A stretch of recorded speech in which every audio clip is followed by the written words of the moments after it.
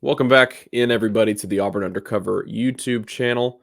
This is the War Eagle Wakeup. It's a feature that we used to do about a year ago, trying to give you guys some consistent video content in the morning to wake up with, to kind of recap Auburn's past few days. And we're going to try to get back on that here on the Auburn Undercover YouTube channel and on the podcast feed. So I'm joined today by Jason Caldwell. And Jason, we hope, fingers crossed, that the football staff is now complete, because we thought that a couple weeks ago. And then Jeremy Garrett goes and leaves for the Jaguars. That obviously opens up the defensive line position. But a guy that we had mentioned at the beginning, if Auburn wanted to go the route of continuity, because this 2025 class is so important because of the guys already on the roster. If they wanted to go this route, they already had Vontrell King-Williams on the coaching staff as an analyst, basically worked as an assistant defensive line coach for Jeremy Garrett. And that's the direction they end up going. No Rodney Garner. Kyle Pope was a guy who was a popular name as well. Hugh Freeze chooses to keep it in-house and try to keep as much continuity as possible with a guy who, a lot like Jeremy Garrett was this time last year, he's considered a rising star in the industry. Yeah, I went back and looked too at a guy that Freeze gave a GA spot to in 2012, which is Trey Scott, who's now probably the hottest defensive line coach in the country at Georgia. He was 2 years at UT Martin after that, and then North Carolina hired him and put him on the field, and now look where he is. And so I think Vontrell King-Williams, a guy that's put in the time, has kind of worked his way up, and I think something that we've talked about back to last season could be a big part of this. We saw Hugh Freeze have to go and had hired a few guys that he wasn't real familiar with, had some other guys he brought in. I think you look at these hires now. DJ Durkin's a guy that I think Charles Kelly was familiar with and had some impact there, and I think Crime Dog as well. But then the offensive staff, you look at all, lots of connections to Hugh Freeze, and he knew those guys. Vontrell King-Williams, guy that they know inside and out. He knows what Hugh Freeze expects. He knows what he expects out of recruiting, defensive line, all those things. I think it's a big part of this. That and the fact that the players love him. I talked to Marcus Harris yesterday, and he was glowingly talking about Vontrell and what he does, how he cares for his guys, his coaching ability, all those things. So I think it's a really good addition. Plus the fact that you kind of keep some continuity in this 2025 class where we've already got such a really good start in the defensive line group. And so I like it. I think it's a good move. And, I think it's one of these where you look at it and you go, you got a guy that's hungry on his way up, that's going to be beating the bushes and kind of giving it that extra. I think it's a fun addition for them, and looking forward to seeing how those guys respond. Well, me and Christian talked about it when Jeremy Garrett left, about the possibility of Vontrell. And Christian mentioned that he's a guy who was always right there with Jeremy Garrett. I think that's why you see the response from so many recruits, so many players that are on the current team. People can use that analyst spot for different roles, but this truly, almost like an NFL system, this truly was an assistant defensive line coach. Really, he was Jeremy Garrett's right-hand man, both on the field, where he was a sitting FBS assistant coach when Auburn brought him in as an analyst. He was the assistant at Eastern Michigan, and then also in recruiting, which you mentioned. They've already got three of the best defensive linemen in the country committed in the 2025 class, and so they think that can be one of their strengths. I wonder if Hugh Freeze didn't assess this situation and kind of zoom out to 2025 and say, okay, what is my priority here? I could bring in a bigger name, but what is the risk there? And I think the risk maybe was shuffling up some of that class. Now, could that still happen? Maybe. There's a long way to go in the 2025 class, but you already saw the response from some of the recruits here, because they want to hold on to these guys as the evaluation process goes on. They think some of these guys in 2025 could be rated as some of the best defensive linemen in the country. Yeah, I think continuity in the recruiting class is important. I think as much or more continuity in the coaching staff is important too right now. And I think that's something that Hugh Freeze figured out last year. And I do think that's a part of this. And so, like I said, I like the addition. I think he's a guy that's going to be really good on the recruiting trail. We saw Jeremy Garrett was a guy that didn't have a ton of experience in the collegiate ranks, been in the NFL and done some things, but you go jump in there and get in the SEC, and all of a sudden you got to go, hey, people love this guy. I think the same thing is going to happen with Vontrell now that he's going to be the full time guy. We'll talk a little Auburn basketball too on this episode. Of course, Wednesday night, biggest home game of the season so far. Really biggest. Bruce Pearl said it. He's the biggest regular season game for them so far this season. We'll see if that gets eclipsed here in the next couple games. I mean, they got ranked teams in South Carolina and Kentucky also coming to Neville Arena, but some good payback for this team, Jason, on Wednesday night, 99-81. It really, it almost felt bigger than that in the second half. Alabama made a run at it a couple times, but they never brought it back within single digits after Auburn led by 14 at halftime. Sort of a crock-potting performance, and a big reason for that, Jason, this was one where, if Auburn's identity wasn't already clear this season, this was one that really sort of exemplified it. Janai Broome and Jalen Williams, they combined for more than half of Auburn's points. They combined for 50 points. And look, it was a foul fest. Sure, there were a lot of whistles.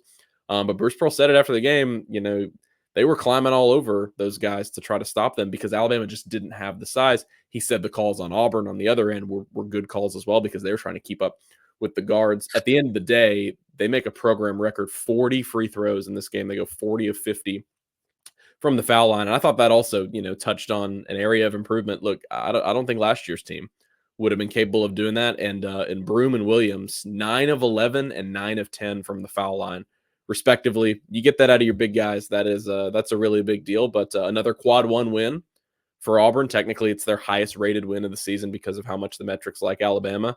And they got to continue to show off what they think could be the best front court in the league. Yeah, no, I think you've seen this identity morph a little bit. They still probably shot more threes than I probably would like for them to. The way Alabama's playing them now. Florida, I would guess if I'm Todd Golden, I'm probably going to double those guys and make somebody make shots from the perimeter and beat me. Alabama did not do that. And Auburn said, thank you. We'll just keep attacking the basket. That's the word for me, especially with Jalen Williams. There's a difference between being aggressive and attacking. We've heard, hey, we want Jalen Williams to be more aggressive. I think he took that as needing to shoot more. What we've seen is Jalen Williams attack the basket and take the ball with authority to the basket. He's dunking the ball when he gets close. I'm gonna finish. That's been the biggest difference for me. He's still knocking down shots from the perimeter, but he is taking the ball to the basket, and it's changed everything. The last three halves of basketball for Auburn, don't know how much more you could get out of those guys than that. And can you carry that over to a place that's been an absolute house of horrors for Auburn basketball? The O-Dome, they were 1-19 the last 20 trips, only win in 1996. It's pretty remarkable. There have been some really good Florida teams in that stretch, really good ones. There have been some really good Auburn teams in that stretch too that haven't had success. You're right. This, you go, okay, well, you're 2-0 in what we thought was the stretch run for this team. You go, okay, you got about a 3.5 week stretch where you go, this is it. You're 2-0, but okay, all you have now is Florida, South Carolina, Georgia, Kentucky, Tennessee. You go like, hey, here you go, have fun. Physical basketball teams coming up, and this is a Florida team that's got some length. We'll see, how they play because Broome is a guy that can root himself in there, and people aren't used to playing teams like that. But fun to watch these guys, and it reminded me a little bit of Purdue. Auburn doesn't have Zach Edey, but Purdue, we saw that disparity the other night against Northwestern, where it's 48 free throws to 9 or something like that.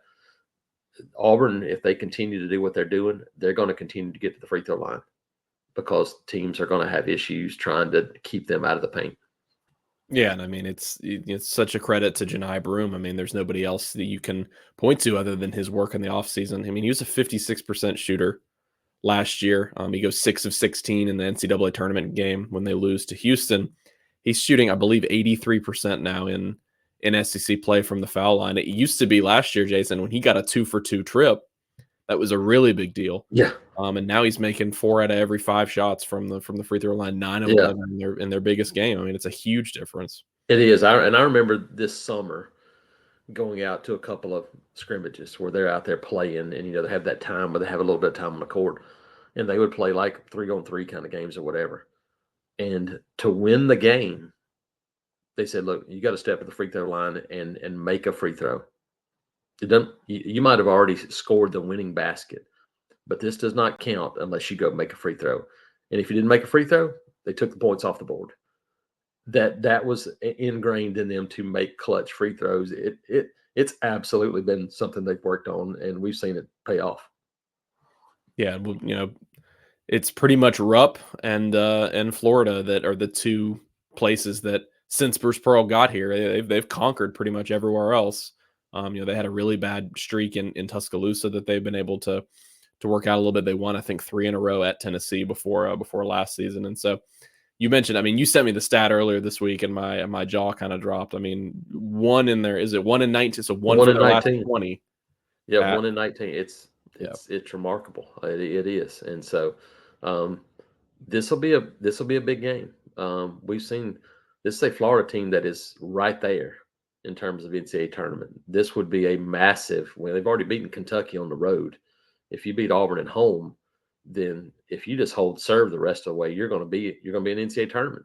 So this is a massive game for Florida and a big one for Auburn if you want to kind of keep in the hunt because I mean this is 4 or 5 team race and you want to win the league. Absolutely. You want to be in that top 4 to get a double bye in the SEC tournament would be huge. And you want to set yourself up for seeding for the NCAA tournament. To do that, you've got to win these types of games if you're Auburn, which are ones that, hey, you go play well, then you should give yourself a chance to win, even in a very difficult situation. Yeah, and Bruce said it, after the game. If they're going to win the SEC, or they're going to give themselves a chance, winning at home is such a big deal. Correct. Because if you from here on out, and Carolina comes in and Kentucky comes in, but if you if you hold serve at home, another undefeated season in Neville, which they've done so many times, you can afford to trip up at Florida. You Correct. can afford to maybe go to Athens and drop one because you know what everyone else in the league is doing. Tennessee and Alabama and South Carolina, they're all doing the same thing. Everyone loses on the road. Yes. So it's a really big deal that Auburn, Auburn's home court advantage gets talked about a lot. Push comes to shove now. It's about to be a really big deal for them to be able to hold serve at home. Really big game, like Jason mentioned on Saturday. Florida's got the big men. Micah Handlockton was a guy that Auburn looked at. Tyrese Samuel is one of the better big men in the league this season. So that front court that was on great display against Alabama, they'll be tested in Gainesville. So appreciate everybody for joining this edition of the War Eagle Wake Up. Like I said, try to do these a little bit more consistently just to kind of put out some morning video content for you guys. For Jason Caldwell, Nathan King, we'll see you guys over at auburnundercover.com.